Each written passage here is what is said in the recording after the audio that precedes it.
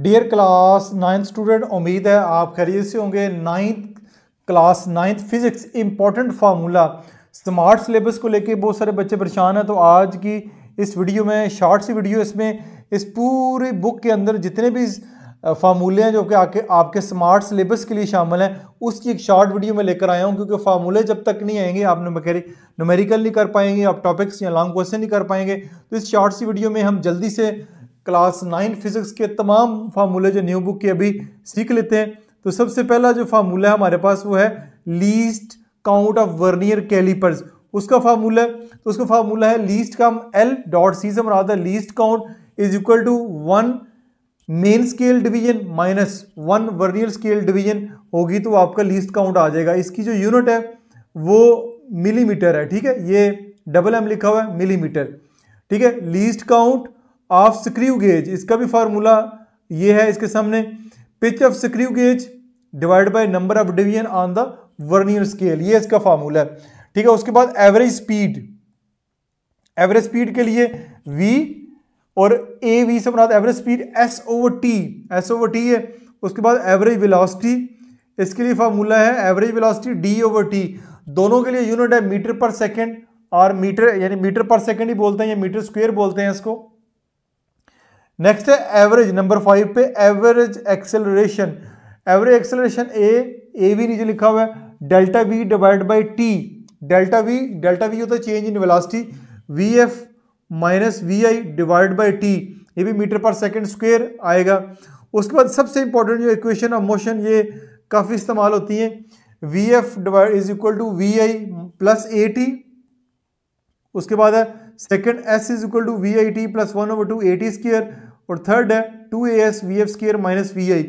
Equation of motion for free falling bodies, जो free falling bodies हैं जिनमें acceleration की जगह जी लिखेंगे, तो वो जहाँ पे ए आ रहा है जस्ट आपने जी पुट कर देना, V F is equal to V I plus G T, S is equal to V I T plus 1/2 G T square, 2gs plus 2gs is equal to V F square minus V I square. तो ये आप use करेंगे।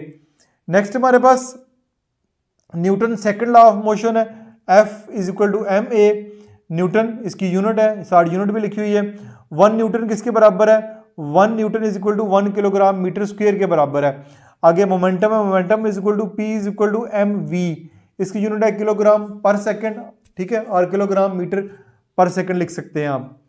Principle of momentum of conservation ये है जी m1v1 plus m2v2, और साथ जो है is equal to m1v1 plus m2v2 आपके पास आएगा। नेक्स्ट फिर ट्रिग्नोमेट्रिक रेशियोज हैं। ट्रिग्नोमेट्रिक रेशियोज में ये मैथ के अंदर भी इस्तेमाल होती हैं, तो अभी याद कर लेंगे तो मैथ में भी काम आएगी। Sine theta is equal to perpendicular over hypotenuse. फिर है कॉस थीटा है जी आपके पास बेस ओवर हाइपोटेनियस, और टैन थीटा है परपेंडिकुलर ओवर बेस। इनको याद करने का तरीका आगे लिखा हुआ है, some people have curly brown hair through proper brushing. Some sine is equal to perpendicular over hypotenuse, curly से कॉज, ब्राउन से बेस, एच से हाइपोटेनियस, थ्रू से टैन, और आगे पी से परपेंडिकुलर और बी से बेस। इस तरह आप इसको याद कर सकते हैं, ये इसको टोटका है याद करने का। नंबर 13 पे horizontal components of force, F X is equal to F cos theta, vertical component of force F Y is equal to F sine theta. Weight का फार्मूला है W is equal to M G, where G की value जो है 10 metre पर second होगी। To find magnitude of force by its components, F is equal to under root F X square plus F Y का square.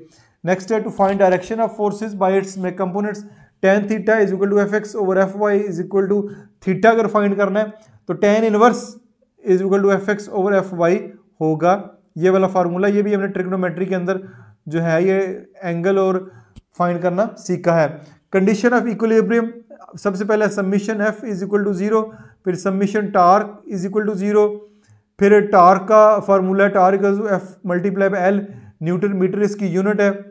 फिर next अगर चलते हैं नंबर 20 पे वर्क, काम का formula W is equal to F multiply by S, फिर kinetic energy का फार्मूला आपके पास आएगा काइनेटिक एनर्जी 1/2 mv स्क्वायर, फिर पोटेंशियल एनर्जी का फार्मूला पोटेंशियल mgh, और इसकी यूनिट जी की जो वैल्यू है 10 मीटर पर सेकंड है, और इसकी यूनिट जो है वो जोल है। वर्क की भी और kinetic energy, potential energy, mechanical energy सबकी यूनिट जो है वो जोल है। फिर आगे पावर की बात आती है। पावर आपके पास P is equal to W/T, इसकी यूनिट वाट है। एफिशिएंसी की है, efficiency is equal to useful output energy divide by total input energy.